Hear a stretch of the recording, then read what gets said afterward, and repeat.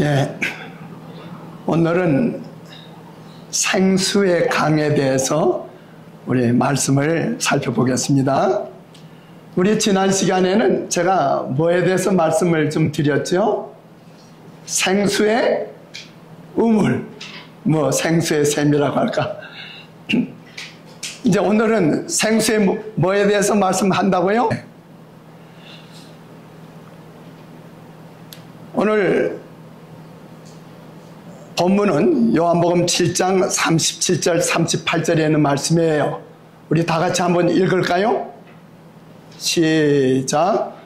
명절 끝날 곧 큰 날에 예수께서 서서 외쳐 가라사대 누구든지 목마르거든 내게로 와서 마시라. 나를 믿는 자는 성령의 이름과 같이 그 배에서 생수의 강이 흘러나리라 하시니. 예, 그래서 오늘 설교 제목이 이 본문에서 나왔죠. 무슨 강? 생수의 강. 그런데 이 말씀 보니까 제가 굉장히 말씀에 좀 부담이 생겨요. 어떤 말씀에 부담이 생길까? 나를 믿는 자는 성경의 이름과 같이 어디에서? 그 배에서 생수의 강이 흘러나리라. 이제 우리가 말씀을 계속해서 우리 상고해 보겠지만은 이 명절이라고 하는 것은 유대인들은 이제 이스라엘 백성들은 1년에 3번씩 종교적 목적을 위해서 예루살렘에 모였어요. 이는 하나님께서 모세를 통해 지시하신 절기에 관한 규례에 의한 것인데 레위기 23장 또 민수기 28장 29장에 나와요. 여기에 뭐가 나오는가? 여러분 어디 칠 때 절기 여러분 말씀하실 수 있어요? 첫 번에 지키는 게 뭐죠? 1월 14일부터 지키는 게 6월절. 예, 6월절. 틀림없이 6월절은 뭘 나타내죠? 예수님의 십자가. 예, 십자가의 죽으심을 나타내죠. 그 다음에 두 번째로는 어떤 절기를 지키죠? 무교절. 무교절은 누룩 없는 떡을 먹는 거예요. 그걸 뭘 나타내죠? 예수님의 부활을 나타내요. 그 다음에 세 번째로는 요제절, 초실절이라고 또 하는데, 요제절은 뭐냐면 그 추수의 추수하기 전에 첫 이제 추수를 해서 한 달을 이렇게 묶어요. 그래가지고 그걸 하나님 앞에 이제 제사장이 흔들어요. 그래서 요제절이라고도 하고 초실절이라고도 하고. 그건 뭘 나타낼까요? 예수님께서 이제 성천하신 이후에 50일이 됐던데 뭐가 임했죠? 성령이 임하셔서 많은 사람들이 주님 앞에 돌아왔죠. 구원받았죠. 그게 첫 수확이에요. 그게 이제 초실절, 요제절이라고 생각할 수 있어요. 그 다음에 이제 좀 지나가지고 7월 1일부터 나팔을 불어요. 나팔절기가 나와요. 그래가지고 7월 10일에 뭐가 생기죠? 뭐 있죠? 대속죄, 대속죄일이죠. 자, 그것은 우리가 이 구속사의 역사를 통해서 보면 언제쯤이라고 생각할 수 있을까요? 언제 이 세계를 향해서 나팔이 불려졌죠? 1800? 예, 30년 때 나팔이 막 불려졌죠. 그건 뭘 알리는 거예요? 대속죄를 알리는 건데, 대속죄일은 언제부터 시작됐어요? 1844년. 예, 그래서 이 성수의 정결과 더불어 대속죄를 알리는 기별이 1844년에 울려 퍼졌어요. 그 다음에 이제 한 주간 동안 또 마지막 절기를 지키는 게 뭐가 있어요? 7번째로 장막절, 수장절이라고도 하고 장막절이라고 해요. 그때는 이제 모든 추수한 것을 가져와서 하나님 앞에 감사도 하고 또 막 대속죄를 지난 후이기 때문에 이거 백성들이 다 죄 용서함을 받았고 구원함을 받은 거예요. 그러니까 이 장막절, 왜 장막절이라고 했을까? 이때는 그 이스라엘 백성들이 예루살렘에 다 모이는데 전부 초막을 져요. 그렇게 해가지고 이제 야영을 하는 식으로 하는 거죠. 그래서 거기에서 유합니다. 그거는 이스라엘 백성들이 광야 생활했던 것을 기념하기도 하는 거예요. 하여간 그래서 이 초막절은 1년 중 마지막 모임이었고 이때 백성들이 당신의 하나님의 선하심과 인자심을 회고하는 것이 그 목적이었어요. 시대의 소망에 보면 온 땅은 그분의 지도 아래에 있어서 그분의 축복을 받고 있었다. 밤낮으로 그의 돌보심은 계속되었다. 햇빛과 비는 땅으로 열매를 맺게 하였으며 골짜기와 평원에서는 수확물이 거두어졌다. 이제 감람나무에서는 열매를 따고 귀한 기름은 올리브죠. 감람나무 기름은 병에 저장되었다. 정려나무는 그의 저작물을 산출했고 자줏빛 포도송이들은 포도즙 틀에서 팔표 짜여졌다. 이 명절은 7일 동안 계속되었으며 이 명절을 경축하기 위해 이 팔레스타인 주민들은 다른 나라에서도 모여온 거예요. 그래 모여온 많은 사람들과 더불어 이제 유대에 있던 사람들도 예루살렘에 있던 사람도 저희 가정을 떠나서 예루살렘에 모여들었어요. 멀고 가까운 곳으로부터 백성들은 기쁨의 기념품들을 감사 예물들을 가지고 모여들었어요. 빈부 노유 모두 주의 은택으로 연사에 축복하사 주의 길에 기름이 떨어지게 하신 분에게 감사의 헌물을 가져왔습니다. 이 절기는 추수에 대한 감사뿐만 아니라 광야에서 이스라엘을 보호하신 하나님의 돌보심을 기념하는 절기였습니다. 그래서 이스라엘 백성들은 그들의 장막 생활을 기념하기 위해서 이 명절 동안에 오두막이나 또는 푸른 가지로 만든 초막에 기거했어요. 그래서 초막절이라고 그래요. 이 초막들은 길거리나 성전 마당이나 지붕 위에 세워졌어요. 예루살렘에 대개 유대 백성들의 집들은 그 위에 지붕이 평평했잖아요. 그 위에다가 이제 초막을 짓는 거예요. 예루살렘의 도성은 마치 아름다운 공원같이 되어버렸어요. 맞습니까? 아름다운 살림의 모습을 나타내요. 이 절기에 조금 전에 대속죄일이 있었기 때문에 백성들은 그들의 죄를 자백한 후 하나님과 화목하게 되었다는 선언을 받았습니다. 이리하여 기쁨의 잔치를 벌릴 길이 준비되었습니다. 이리하여 예배자들은 거룩한 노래와 감사로 이 명절을 경축하게 되었습니다. 첫날 이 동이틀 무렵 제사장들이 은나팔을 길고 드넓게 불면 이 화답하는 나팔 소리와 저희의 장막에서 부르짖는 백성들의 그 즐거운 노래 환호성이 덜과 골짜기에 메아리치며 이 축제를 더 환영하게 되는 겁니다. 그때 이제 제사장은요, 기드론 시내로 내려가요. 그래서 거기서 흐르는 물에서 한 항아리에 물을 담아가지고 높이 들고 나팔이 울리는 가운데 음악에 발을 맞추어 조심스럽게 천천히 이제 성전으로 와서 넓은 그 성전 계단을 올라가요. 제사장은 이 물 항아리를 제사장의 뜰의 중심부에 위치한 제단에 이제 둬요. 이곳에는 두 은대야가 있었어요. 각각의 이 대야 곁에는 한 제사장이 다 이렇게 서 있었고, 그래서 한 항아리의 물은 한쪽 대야에 부어지고 한 항아리의 포도즙은 물과 포도즙이죠. 오늘도 우리 가나의 혼인 잔치에서 다 이 물과 포도즙이 이게 다 이 때를 가리키는 거예요. 부어지고 한 항아리의 포도즙은 다른 대야에 부어졌으며 물과 포도즙은 이 기드론으로 연결된 관을 통해 사해로 흘러 들어가게 된 거예요.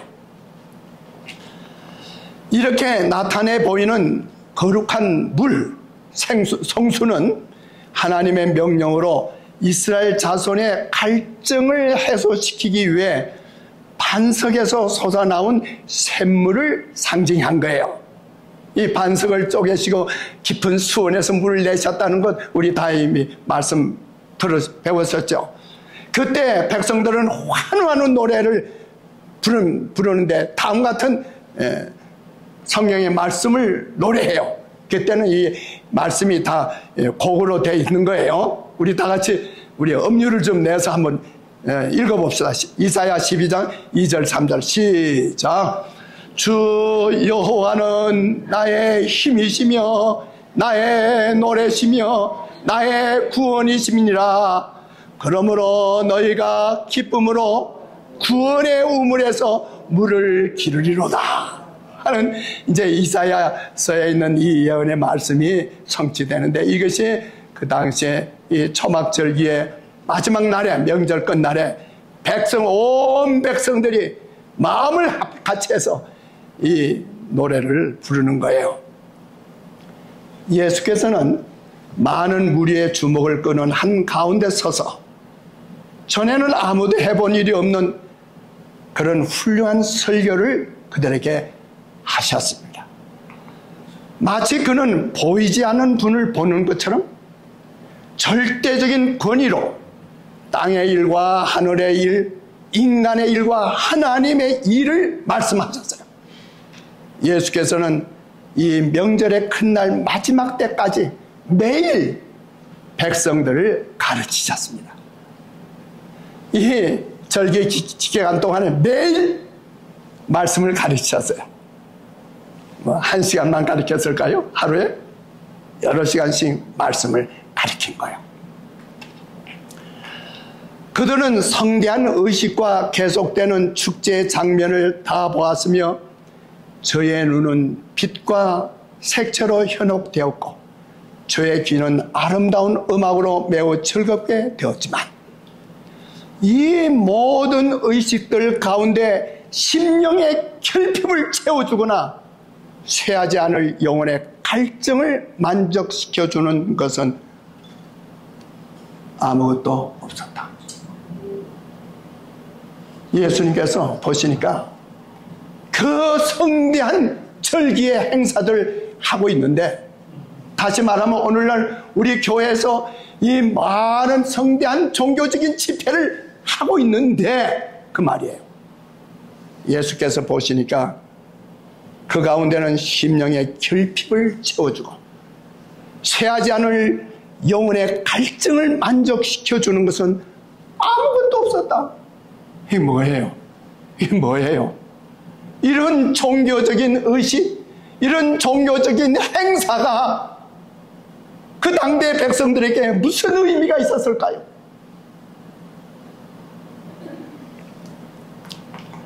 예수께서는 백성들이 그런 행사로 지루한 축제 절기에 지친 것을 보셨어요. 그분은 갑자기 성전 마당을 다 울릴 만큼 큰 음성으로 말씀하셨습니다. 다 같이 읽읍시다. 예수께서는 영혼의 필요를 하셨다. 허식과 부와 명예는 심령을 만족시킬 수 없었다. 예수님의 말씀을 들은 많은 사람들은 좌절된 희망으로 인해 슬퍼하는 자들이었어요. 많은 사람들은 남 모르는 슬픔을 지니고 있었고, 어떤 사람들은 세상의 칭찬에 대한 끊임없는 욕망을 만족시키려고 노력한 자들도 발견되었습니다. 이 사람들이 뭘 하면 전부 칭찬받기를 원하죠. 그 당시에 종교 행사를 진행하고 있었던 그 제사장들과 그 모든 사람들은 그것을 하면서 백성들에게 칭송을 받기를 원해. 그러나 그 의식과 그 모든 행사 속에 하나님께서 원하시는 백성들의 심령을 채워주는 영적인 갈증을 채워주는 것이 없었다는 사실입니다. 그날 아침에 제사장은 광야에서 반석을 친 일을 기념하는 예식을 집행했습니다. 이 반석은 그의 죽으심으로 구원의 산 시내를 열어서 목마른 자에게 흘러가게 할 예수님을 상징한 것이었죠. 그리스도의 말씀은 생명수였습니다. 모인 군중들 앞에서 그는 생명수가 온 세계에 흘러갈 수 있도록 당신 자신을 매맞을 운명에 처하게 하셨습니다. 그리스도를 침으로써 사탄은 생명의 왕을 멸하려고 생각했으나 그 다음에 왜요? 매맞은 반석에서는 생수가 흘러나왔다. 요한복음 7장 37절 38절 다시 한번 읽읍시다. 큰 소리 시작. 명절 끝날 곧 큰 날에 예수께서 서서 외쳐 가라사대 누구든지 목마르거든 내게로 와서 마시라.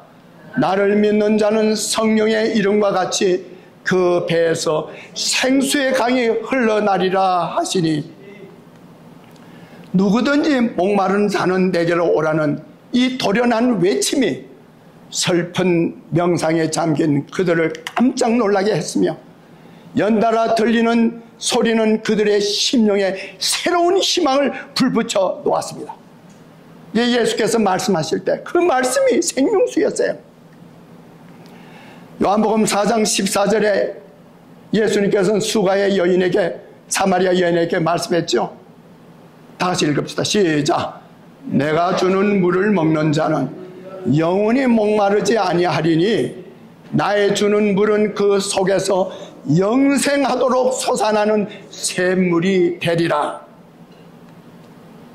예수님께서는 사마리아 여인에게 나를 믿는 자는 내가 주는 물을 마시면 그 배에서 영생하도록 솟아나는 샘물이 되리라고 그랬어요. 샘물.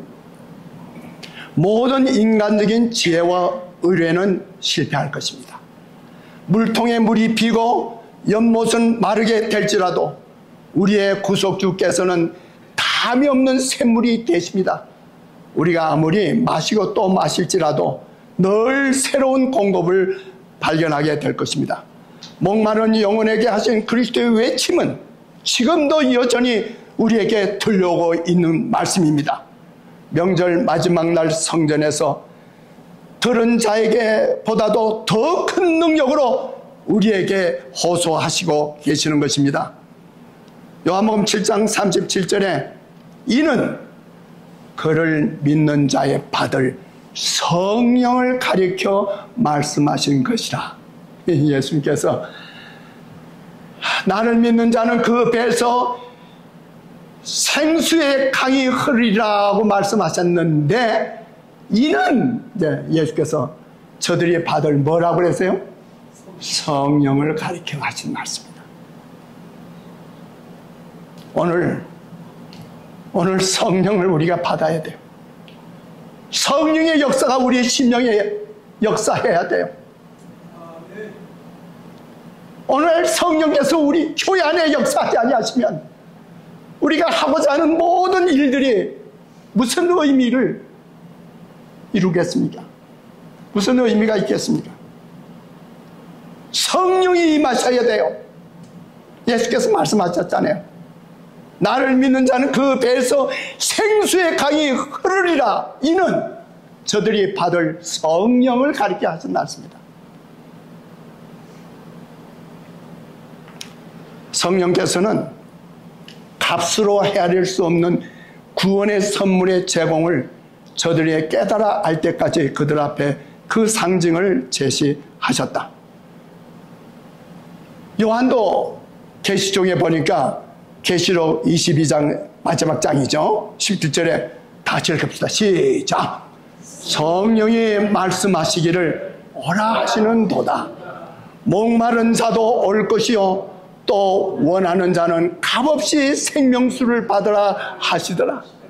예수께서 명절 큰날에 큰 소리로 말씀하셨 그 말씀이나 요한이 계시종에 본 말씀이나 같은 말씀이잖아요. 성령이 말씀하시기를 오라 목마른 자도 올 것이요 또 원하는 자는 값없이 생명수를 받으라. 이 세상의 우물에서 그 갈증을 풀려고 하는 자는 다시 목마를 것을 마실 뿐입니다. 예수께서 말씀하셨잖아요.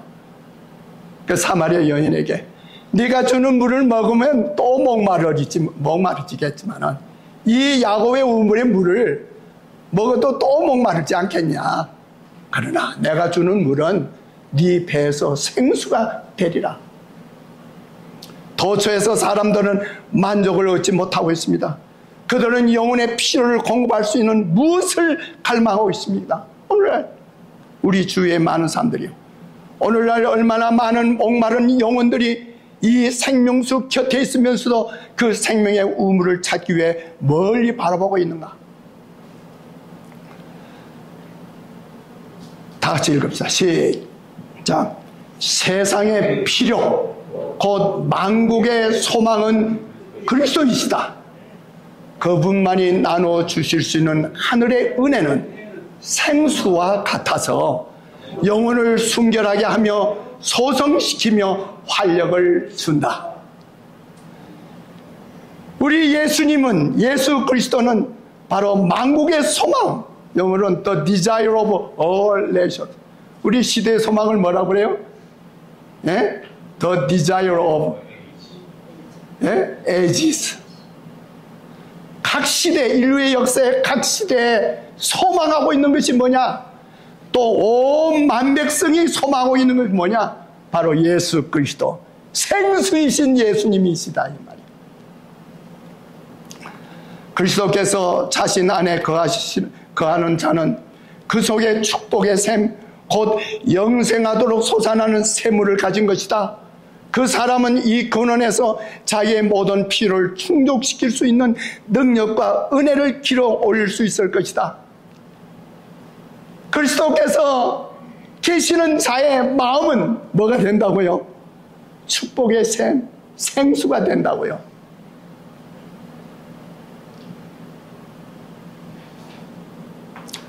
세상의 생명의 샘은 모든 사람들을 위하여 열려 있다. 피로하고 목마른 자들에게 영원한 생명의 신선한 물이 제공되어 있다.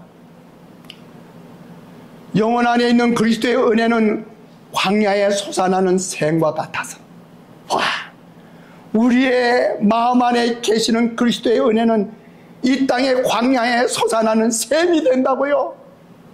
그래야 모든 것을 소성시키고 멸망하여 가는 자들로 하여금 생명수를 마시기를 열망하도록 만든다. 예수께서는 그들 안에서 샘물이 되어 영생하도록 솟아나는 생명수 샘에 나와서 마시라고 그들을 초청하십니다. 화이프님께서 교회정은 7권에 172페이지에 다음같이 말씀했어요. 에스겔 몇 장을 읽어보라. 예, 화이프께서 에스겔 47장을 읽어보래요. 그래서 우리 에스겔 47장에 있는 말씀을 보십시다. 1절, 그가 나를 데리고 전문에 이르시니 전의 전면이 동을 향하였는데 그 문지방 밑에서 뭐가 나와서 그 문지방 밑에서 물이 나와서 동으로 흐르다가 전 우편 재단 남편으로 흘러내리더라. 자, 화이프님께서 에스겔 47장을 좀 읽어봐라. 좀 살펴봐라. 그러니까 거기 말씀이 뭐예요? 보니까 에스겔 선자가 성령의 인도를 따라서 성령의 그를 이끌어서 하나님의 성전에 갔어요. 근데 하나님의 성전에 가니까 성전 그 문지방 밑에서 뭐가 흘러나와요? 자, 성전 문지방 밑에서 물이 나온다고 했는데 이 사실은 에스겔서를 한번 여러분 연구해 보면요, 한동안은 슬픈 기록이 나오죠. 하나님께서 성전을 떠나시는 광경이 나타나죠. 그래서 동문으로 거쳐서 그 다음에 동문산으로 거쳐서 떠나가신 걸 봤죠. 그런데 다시 43장에 오니까 그 떠나가셨던 하나님께서 여호와께서 성전으로 다시 오시는 거예요.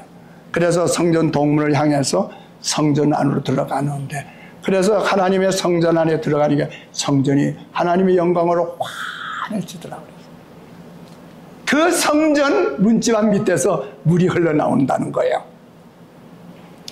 자, 에스겔 43장 4절 5절 여호와의 영광이 동문으로 말미암아 어디로 들어가시니? 어디로 들어가시니?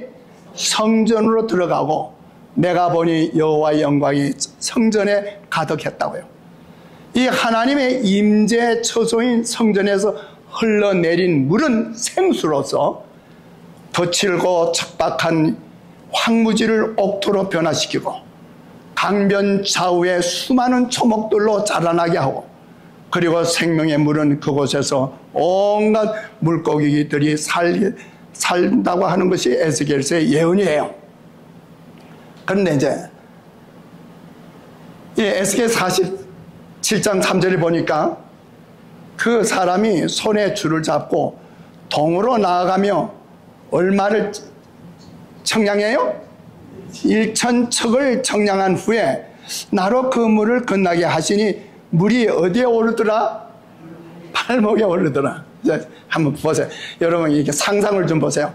하나님의 성전에서 문지방에서 이제 물이 쫙 이게 솟구쳐서 나와요. 그래서 그 물이 나와서 흐르는데 1,000척을 지나서 내가 가니까 그 물이 어디까지 오더라고요? 발목에 오더라는 거예요. 이 에스겔의 예언적 약속들은 성취가 가능한 예언들로서 사실은 그 에스겔서의 마지막 그 쭉 나오는 하나님의 성전은 결코 이 땅에서 세워진 적이 없어요. 지금 새 예루살렘 성전을 건축한다고 그러지만 결코 그 에스겔서에 말하는 그 성전이 세워지지 않을 거예요. 이미 하나님의 성전은 주 70년에 로마에 의해서 다 파괴되고 멸망됐잖아요. 성전은. 그러나 이 주요한 예언의 국면들은 한편으로 제7일 안식일 예수 재림교회 세계교회와 사업을 통해 성취된다는 사실입니다. 저는 이거 보고 놀랐어요. 와, 에스겔 예언이 이제 결코 이 땅에서는 성취 안 될 거로 생각돼요. 그 예언을 읽어보세요. 너무 자세하게 성전을 다 구격을 다 해서 예언되어 있는데 그런 성전이 세워지지 않을 거예요. 그런데 한편으로 이 예언이 성취를 보게 될 것인데 어디를 통해서? 누구를 통해서? 제7일 안식일 예수 재림 교회 재림 운동을 통해서.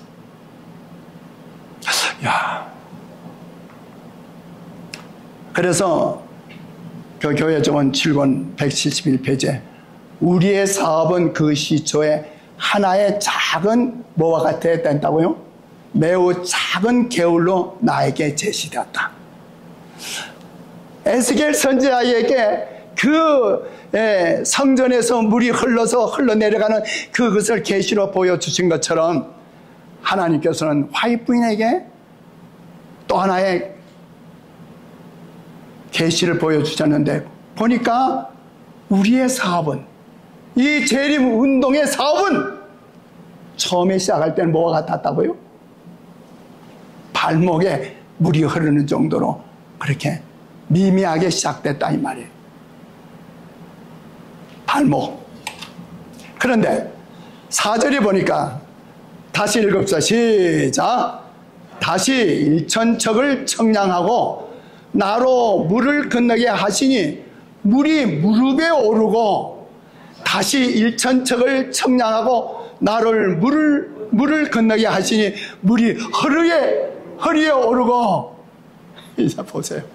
1,000척을 가서 이제 하니까 물이 발목밖에 안 와요. 그죠? 그런데 다시 1,000척을 흐르는 물을 따라가서 갔다 보니까 물이 어디까지 와요? 무릎에 올라와요. 또 1,000척을 가다가 보니까 허리까지 올라와요. 이 뭘만 알고 있을까? 5절 다시 읽읍시다. 시작. 다시 1,000척을 청량하시니 물이 내가 건너지 못할 강이 된지라. 그 물이 창이라여 혐할 물이요 사람이 능히 건너지 못할 강이더라. 이제 우리를 완전히 잠글 수 있도록 물이 흐르는 거예요. 깊은 강이 흐르는 거예요. 이게 무엇에 대한 예언이냐 이거예요. 그냥 성경에 기록된 하나의 어떤 기록이냐. 에스겔 예언은 그냥 이렇게 기록해 놓은 것이냐. 그건 오늘 하나님의 백성과의 무슨 관계인가. 그런데 화이프인은 다시 말하기를 에스겔 47장을 읽어보라. 특별히 몇 절을 주목하라? 몇 절을 주목하라고요? 8절을 주목하라. 자, 8절 주목합시다. 다 같이 읽읍시다. 시작. 그가 내게 이르시되 이 물이 동방으로 향하여 흘러 아라바로 내려가서 바다에 이르니 이 흘러내리는 물로 그 바다의 물이 소성함을 얻는지라. 이 맨 처음에 하나님의 성전의 문지방에서 터져서 물이 나오기 시작하는 물이 점점 가서 발목에 가져오고 점점 가서 이제 무릎까지 오고 점점 흐르더니 허리까지 오고 나중에 창이란 물이 됐는데 이 물이 어디로 흘러가더라? 바다로 흘러가서 바다의 모든 생물을 살리더라. 이게 뭐예요? 이게 뭐에 대한 예언이에요? 이게 굉장한 예언이에요. 우리 제7일 예수 재림과의 정말로 놀라운 예언의 말씀이에요. 어떻게 보면 일반 기독교에 대한 예언이라고도 볼 수 있을는지 모르지만 궁극적으로 재림운동이 세계적으로 이 사업을 이루면서 오늘 우리를 통해서 이루어지는 예언이란 말씀이에요. 생명의 물의 깊이가 점점 더 깊어져 간 것처럼 하나님의 은혜와 생명의 복음이 세상 만방에 점점 더 널리 전파되어 하나님을 찬양하는 무리들이 점점 더 많아지게 되는 것을 말했죠. 고린도서 1장 23절에 사도 바울은 이 복음은 천하 만민에게 전파된 바요 나 바울은 이 복음의 일꾼이 되었노라. 와, 사도 바울 당시에 그때 그 복음이 만민에게 이미 전파됐어요. 그 물이 벌써 그 복음의 생수가 어디에 흘러갔어요? 그 당대 세계 만민에게 흘러간 거예요. 그 일에 사도 바울은 내가 일꾼이 되었다. 자, 예수께서 말씀하신 위대한 예언의 말씀이 있죠. 마태복음 24장 14절 다 같이 읽읍시다. 시작. 이 천국 복음이 모든 민족에게 전거되기 위하여 온 세상에 전파되리니 그제야 끝이 오리라. 예수께서 마태복음 24장에 예수님의 재림의 징조에 대해서 말씀하셨죠. 아무리 나라와 싸우고 아무리 우크라이나하고 소련이 싸우고 저 팔레스타인에서 참 여러 가지 참 전쟁이 일어나고 또 재난이 일어나고 지진이 일어나고 홍수가 일어나고 아무리 그런 재난이 일어나도 예수님께서 뭐라고 말씀했어요? 그러나 끝은 아직 아니니라. 이 모든 것은 재난의 시작이라. 그래서 오늘날 일어나고 있는 이런 모든 자연재해 이런 것들은 징조라기보다 뭐예요? 재난의 시작일 뿐이에요. 점점 이 재난은 점점 격해져서 이번에도 여러분 한번 뉴스에 보셨죠? 플로리다, 조지아를 향해서 테네시까지 얼마나 태풍이 토네이도가 불어가고 물이 홍수가 나고 온 동네가 물에 휩쓸려 가고 역대급의 큰 홍수가 일어났어요. 바로 우리가 살고 있는 이 나라에 바로 이 시대에 일어나는 일들이에요. 그러나 이 모든 것은 재난의 시작이라. 계시록 16장의 마지막 7장의 전조에 불과한 거예요. 그러나 주께서 이제 끝을 맺으실 것은 무슨 일로? 이 천국 복음이, 이 구원의 생수가, 이 복음의 생수가 온 세상에 흘러가리니 그제야 끝이 오리라. 아멘 하시겠어요? 아멘. 그러면 거기에 사도 바울이 이 일에 내가 일꾼이 되었다는 것처럼 오늘 이 재림 운동에 우리 모두는 하나님의 일꾼이 되어야 돼요. 어떻게 일꾼이 될 수 있는가? 제가 이제 오늘 말씀의 결론을 통해서 말씀을 드릴 거예요. 그와 같이 우리의 사업은 동으로 서로 바다의 섬들로 그리고 세상의 모든 지역으로 확장되는 것으로 내게 제시되었다. 화이프님께서 보니까 와, 현대 이 구원의 생수가 제7회 안식일 예수 재림 교회 문지방에서부터 흘러내려가는 물이 점점 흘러서 온 백성에, 온 세상에 전파된다고요. 그래서 처음에는 아주 미미하게 시작됐지만 이것이 점점 확장되어 가는 걸 보게 됐다고요. 그러면서 국내에서나 국외에서나 선교 사업에 종사하기로 마음먹은 자들은 주의 이름으로 전진하여야 한다. 처음에는 그들의 일이 작을지 모르나 계속하여 주의 경륜을 따르면 그 일은 점점 크게 될 것이다. 하나님은 살아 계신다. 오늘 우리의 운동이, 우리의 복음 전파의 운동이 발목에서 무릎으로 허리에서 온몸을 잠그는 이와 같이 되는 그것이 누가 할 일이에요? 예수께서 말씀했잖아요. 이는 저들이 받을 하나님의 성령을 가리켜 하신 말씀이다. 하나님의 성령이 이 교회에 임하면, 이 재림교회에 임하면 이 사업은 순식간에 맞춰질 거예요. 이 일은 힘으로도 되지 않고 능으로도 되지 않는다고 그러지 않으세요? 스가랴 4장 6절에 오직 하나님의 성령으로 되느니라. 아멘 하시겠어요? 아멘. 교회를 잠에서 깨우기 위해 할 수 있는 것은 지체 없이 다 말하도록 하라. 주님께서 저에게 명령하신 거예요. 네가 빅토빌 교회를 깨우기 위해서 네가 말을 하라. 외쳐라. 교인이 몇 명이 그 상관없다. 두세 사람이 모인 곳에도 내가 그 가운데 있다. 모든 사람은 지금 성취되려 하고 또 영원한 복리와 관련된 그러한 것들에 관하여 더 많이 가르치라. 늙은이들과 우리 빅토벨 교인들의 교회를 가르쳐서 뭐냐면 거기는 노인들이 모이는 교회라고. 우리 교회가 안 그런 게 아니에요. 일반 기독교 교회나 뭐 보면 다 고령화돼 가고 있어요. 젊은이들은 별로 없고요. 그러나 늙은이들과 젊은이들, 성도들과 죄인들에게 때를 따라 양식을 나눠줘라. 그리스도와 생명의 교제를 나눈 사람은 생수의 샘물이 솟구쳐 나와 다른 사람들에게 생명을 제공하는 시내로 흐르게 된다. 여러분, 강이 어떻게 이루어지죠? 처음에는 산에 가면 어떻게 해요? 산에 가면 바위 틈에서 뭐가 나와요? 물이 쫄쫄쫄쫄 나오죠. 물이 나오죠.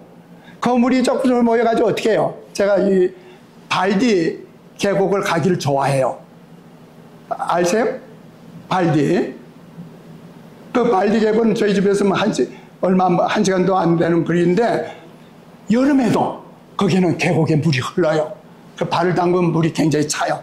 근데 그 물이 어디서 오르는가? 제가 그 이제 물이 흐르는 대로 계속 이제 상류까지 올라가 봐요. 가보면, 가다가 물이 끊쳐요. 그런데 어디서 나오는가? 바위 틈에서 쫄쫄쫄쫄 물이 나와요. 여기 바위 틈에서 나오는 물이 합쳐져서 뭘 이루어요? 시내를 이루어요. 그 물이 합쳐서 뭘 이루어요? 큰 시내가 되고 그 물이 합쳐져서 강이 되는 거예요. 맞습니까? 이러한 교인들의 샘물이 합쳐진 교회는 생수의 큰 시내가 될 수 있다. 우리 각자의 샘이 터져야 돼요. 생수의 그리스도가 우리 안에 교회하시면 그 샘이 터진다고 그랬잖아요. 그 샘이 터져서 물이 우리 각자의 샘물이 터져서 모이면 그게 뭐가 돼요? 작은 시내가 되잖아요. 그래서 빅토리아 교회, 또 저기 무슨 교회? 예? 루센베리 교회, 또 로마린다 교회, 또 우리 했던 LA 열대교회도 있었죠. 그 교회에서부터 아마 로마린 교회에서는 큰 시내가 흘러나올 거예요. 김장로님, 그렇죠? 거기서 큰 시내가 안 흘러나오면 안 되죠. 우리 빅토리아 교회에서는 작은 시계천이 흘러나갈 수 있다 하는지 모르지만 적어도 그런 큰 교회에서는 큰 시내물이 흘러나올 거예요. 그래서 그 물들이 합쳐져서 뭘 이루겠다고요? 강을 이룬다고요. 아멘 하시겠습니까? 아멘. 그렇게 해서 온 세상을 살리는 일을 한다고 그랬잖아요. 그래서 이러한 교회들의 시내가 합쳐져서 세계로 흐르는 생수의 큰 강을 이루는 것입니다. 이제 제가 결론을 맺습니다. 에스겔 47장 1절로 12절의 예언은 첫째, 생수의 권은 어디에서 흘러요? 하나님의 보좌에서 나와요. 어떤 인간의 단체에서 흐를 수 있는 게 아니에요. 하나님이 계시는 교회에서 흘러나와야 돼요. 아멘 하시겠어요? 둘째로, 생수의 복음은 어떻게 돼야 흘러가야 돼요? 온 세상에 흘러가야 돼요. 전파돼야 돼요. 셋째로, 생수의 복음은 그 생수가 이르는 곳에 모든 것들을 소생시키고 열매를 맺게 해요. 풍부한 은혜가 있어요. 생수의 복음이 이루는 곳은 소성케 되죠. 끝으로 생수의 복음은 열매를 맺게 합니다. 이제 에스겔 47장 12절에 마지막 결론적으로 이제 에스겔이 기록하기를, 강 좌우가에는 각종 먹을 실과나무가 자라서 그 잎이 시들지 아니하며 실과가 끊지지 아니하고 달마다 새 실과를 맺으리니 그 물이 성소로 말미암아 나옴이라. 그 실과는 먹을만하고 그 잎사귀는 약재료가 되리라. 여러분, 이 말씀이 어떤 말씀하고 같은 말씀이죠? 기억나세요? 성경의 마지막 책 요한계시록의 마지막 결론의 마지막 장에 다 같이 읽읍시다. 시작. 또 저가 수정같이 맑은 생명수의 강을 내게 보이니 하나님과 및 어린 양의 보좌로부터 나서 길 가운데로 흐르더라. 강 좌우에 생명나무가 있어 12가지 실과를 맺히되 달마다 그 실과를 맺히고 그 나무 잎사귀들은 만국을 소성하기 위하여 있더라. 우리 사랑하는 빅토리아 교회 성도들이여, 우리 모두가 이 예언된 하늘 생명수 강가에 다 가게 되기를 바랍니다. 아멘. 모든 천사 설교하는 생명강에 모일까.